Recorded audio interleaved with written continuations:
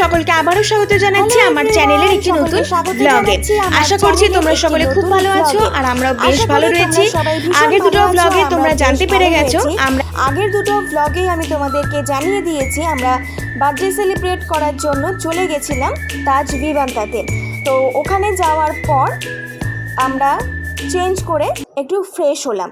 ভীষণ ঠান্ডা ঠান্ডা ওয়েদার, রুমের মধ্যে সারাক্ষণ এসি চলে, ওই কারণে একটু ভালো ময়েশ্চারাইজার বডি লোশন কিন্তু নিয়ে যাওয়া মাস্ট।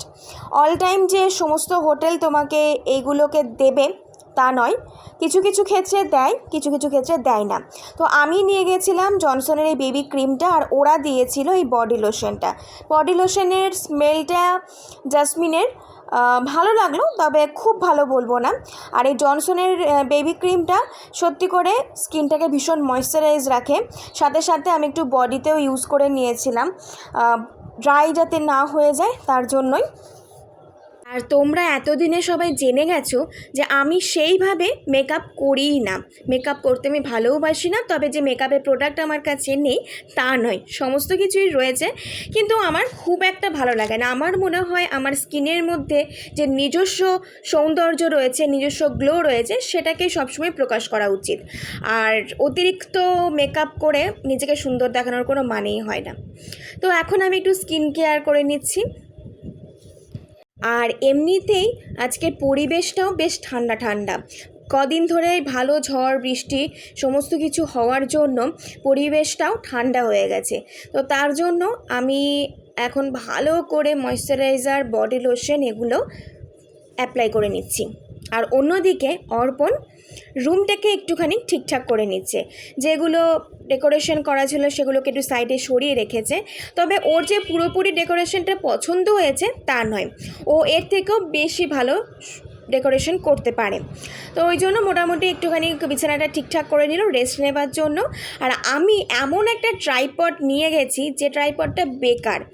একটা ট্রাইপড তো আমার ভেঙে গেছে, যেটা সেলফি স্টিক উইথ ট্রাইপড ছিল, সেটা চিড়িয়াখানাতেই আমার ভেঙে গেছে, আমাকে আর একটা নতুন কিনতে হবে। আর এটা নিয়ে গেছি, এটা ব্যাকা ট্যারা ঠিকঠাক নয়, নিজেকে হাতের মধ্যে ক্যামেরা নিয়ে ভিডিও করতে হচ্ছে। এখন এই ঠান্ডা ঠান্ডা ওয়েদারে অর্পণের এই রকম একটা চা মাস্ট, ভীষণ ভীষণ ভীষণ ভালো চা করে। আর ওই 2-3টে মিক্সড করে ও চা করে, যেটা খেতে সত্যি ভীষণই ভালো হয়। আগে রাজকুটিরে যখন গেছিলাম বাবা মাকে নিয়ে, তখন বাবা অর্ধেক দিন এই চা খেয়েই কাটিয়ে দিয়েছে, এত ভালো চা করে। তবে এই চাটা আমরা খেয়েছিলাম দুধ দিয়ে।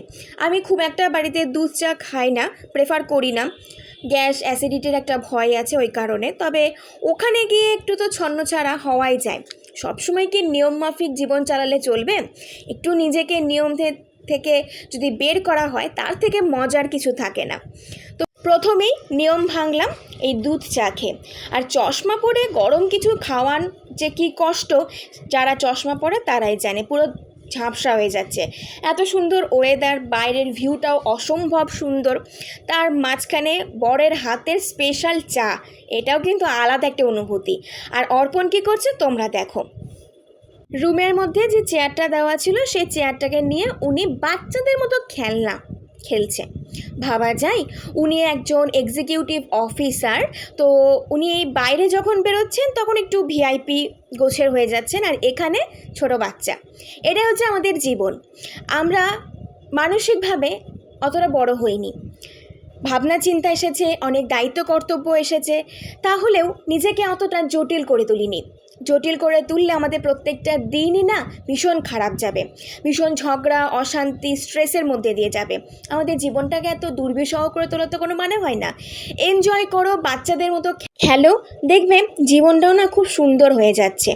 দায়িত্ব কর্তব্য এ তো আছেই, অবশ্যই আছে। আর আমরা পরিবারের চাপে পড়ে আমাদের সুখ, হাসি, আনন্দ সমস্ত কিছুকে ত্যাগ করে থাকি।